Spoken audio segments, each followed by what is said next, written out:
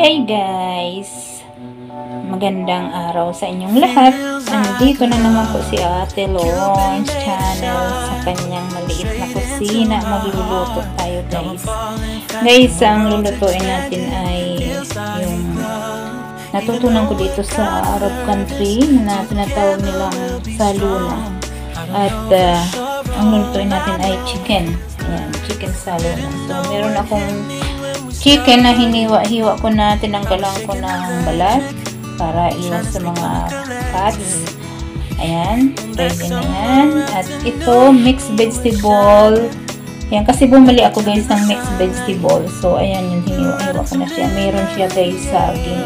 Saging yan guys na yung pwedeng lutuin. Yung mahabang, kung tawagin sa amin tindok, pwede kasing lutuin yan. Pwedeng penugin, pwede rin ihalo sa gulay. Ayan. Tapos meron din akong potato and carrots, konti. Tapos ito yung konting talong at zucchini. Tapos ito yung aking sangkap. May sibuyas, may bawang, may konting luya, sili, may dry lemon at yung ayan, magic. Meron tayong tomato paste, yung ating black pepper and salt. So, yan ang ating mga sangkap lulutuin ngayon. So, yan guys, may cooking oil na tayong pinainit. Lagyan natin yung ating onion. Ilagay natin ng sabay yung ating luya at bawang. Ganyan po si Ate Lawrence magluto ng kanyang version ng chicken saluna. Arabic food, Arabic cooking.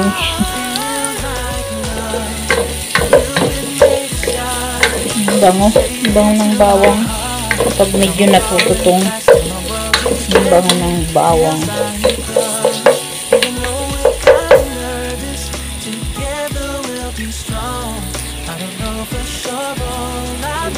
Ilagay na natin guys yung ating chicken.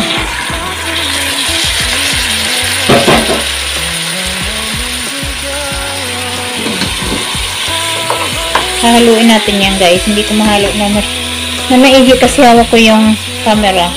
Haluin ko muna. So, ayan guys. Pinakuluan natin ng konti. Ilalagay ko na yung aking tomato paste. Pwedeng ilagay ang tomato paste sa pag nalagay na yung water at kumulo na. Pwede rin mauna yung tomato paste. Okay lang po yan. Kasi kanya-kanya naman tayong paraan sa pagluluto. So, ang ginawa ko, nilagay ko na yung tomato paste. Ako ko lalagyan ng hot water. So, ayan guys, lagyan natin ng hot water. Kasi may sabaw yan guys. May sabaw. Medyo damihan natin kasi marami yung gulay natin.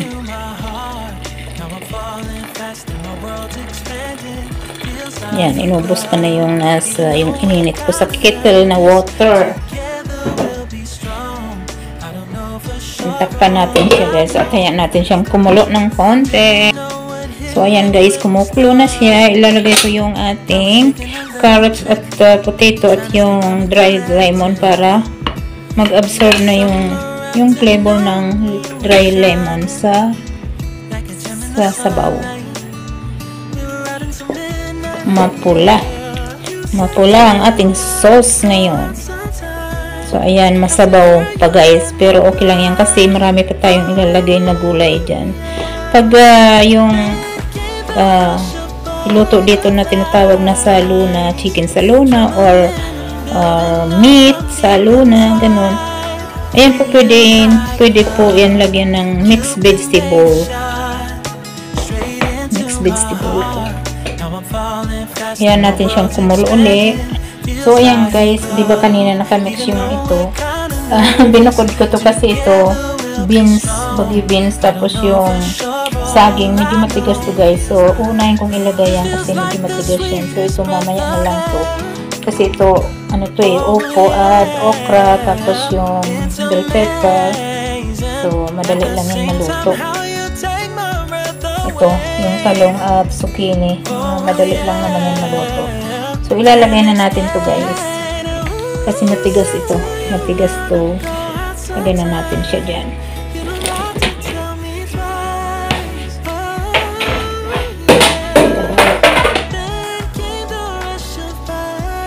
So, ayan guys. Yung ating carrots at potato ay medyo luto na. So, konting kulo lang yan ay maluluto na. So, ilagay na natin yung ibang gulay natin guys. So, isunod natin yung zucchini at eggplant. Ayan.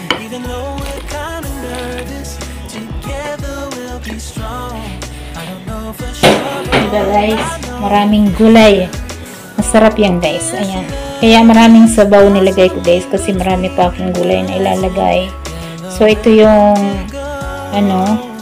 dried lemon. Yan, binutas ko lang ng konti para mag-absorb yung flavor niya sa sabaw. So ilagay na rin natin yung ilagay na natin yung okra. Yung okra, may bell pepper, ayan, lagay na natin yan dyan. Kasi, halos magkaparehas lang naman sila ng na maluluto ng sabay. So, yung sili natin mamaya na yung sili ng green chili, mamaya na yun. Kasi ayaw kong baka umanghang kasi guys. So, ayan. Nailagay ko na lahat ng gulay. Hindi ko pa yan nilalagyan guys ng asin kasi naglagay tayo ng dalawang cubes, isang chicken flavor at isang vegetable flavor. So, panghuli na yung asin para matsansa natin yung lasa ng asin. Yun guys, ang tinatawag na saluna. Ayan, maraming gulay guys ang nilagay ko kasi bumili ako ng mixed vegetable. Yung pailan-ilan na lang guys na hindi nila mabinta na pailan-ilang piraso. Ang ginagawa nila niyan, minimix nila at binibinta nila ng mura. Yung isang balot na siya guys. So, kung bibili ka nun, mas okay yung kaysa bibili ka ng paisa-isa. Kumbaga, bawat gulay bibili ka ng dalawa-dalawang piraso, ganun. Mas okay na yung bilhin mo yung mixed vegetable. At okay naman siya, hindi naman siya sira. So, ayan guys, ang aking chicken saluna. Lagyan na natin siya ng black pepper or paminta.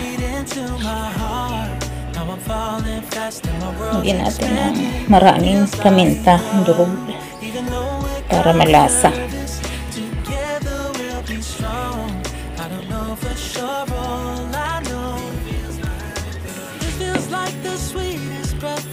So, tamang-tama, uuwi si asawa. Tamang-tama naman nagluto ako. Kasi pag kami lang mag-ina, minsan, hindi ako nagluto. Minsan, kung ano lang yung mga tira-tira namin sa ref, mag-iinit na lang. So, ngayon naisipan ko magluto at tamang-tama pa uwi si asawa. So, may pagkain. So, lagyan na ng paminta. So, lagyan natin ng konting asin. Konting asin. Bawal sa atin ng maraming asin.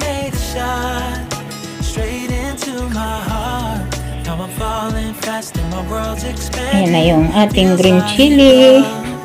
Lagyan na natin yan para na rin yung flavor niya, yung bango niya sa pagkain. Kasi pag nilagyan ng chili, kahit hindi mo yan hiwain, bumabango yung niluluto natin. Pangdagdag, ano bang tawag dun guys? Basta, pangdagdag flavor, pangdagdag na pampabango sa pagkain. Doon sa mga mahilig kumain ng maanghang, pwede nyong hiwain yan. eh hindi ako mahilig sa mahanghang guys, kaya buo ang sili natin, hindi ko yan hinihiwa. So titikman ko kasi nalagyan ko na siya ng asin, paminta. So ganyan lang ako guys magluto. Ano yan, Arabic food guys, chicken sa luna. Sa luna ang tawag nila dito pag ganitong luto na may sabaw na tomato paste. Tapos ayan, lagyan mo ng mga gulay. Depende na sa inyo kung anong gusto nyong ilagay na gulay. Ako nilagay ko yung mga marami siyang mix kasi mixed vegetable nga yung binili ko. Kaya marami siyang marami klase ng gulay. Tikman natin guys. Yan. Malapot siya guys. Oh, malapot. Kahit masabaw, malapot siya. Hindi naman malapot na malapot. Oo, tama lang.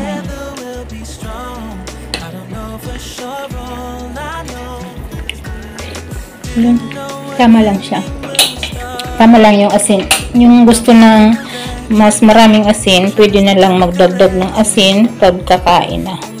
So, ayan guys, ang version ni Ate Lon sa chicken sa luna.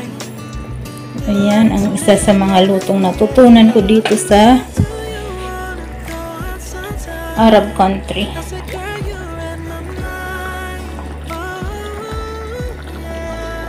Chicken sa luna. So, ayan guys, ang ating finished product sa ating nilutong chicken sa luna. Ayan guys, may sabaw, maraming gulay, may chicken at chili. So, it's ready to eat na guys. At ako nakaluto na rin ng rice. So, ayan, ang ating ulam na yung tanghalian.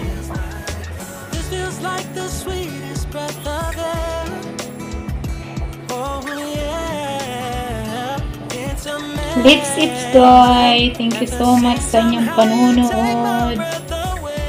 Sa mga hindi pa po nakapag-subscribe, baka naman po, ayan, at kung subscribe nyo po ay pakiclick na rin po yung bell at ilagay sa all para po lagi kayong notified sa mga susunod kong video.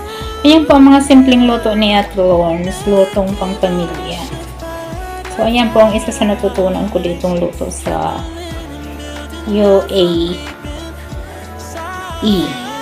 United Arab Emirates. Yan guys, maraming salamat sa inyong pagsuporta at panonood. Thank you so much. Mega love shout everyone. Mega love shout out sa lahat ng subscriber ni Ate Lon, sa lahat ng members, sa lahat ng mga nagpapalipad dyan. Maraming salamat guys. Thank you so much. See you next video. God bless everyone. Bye. Let's eat po.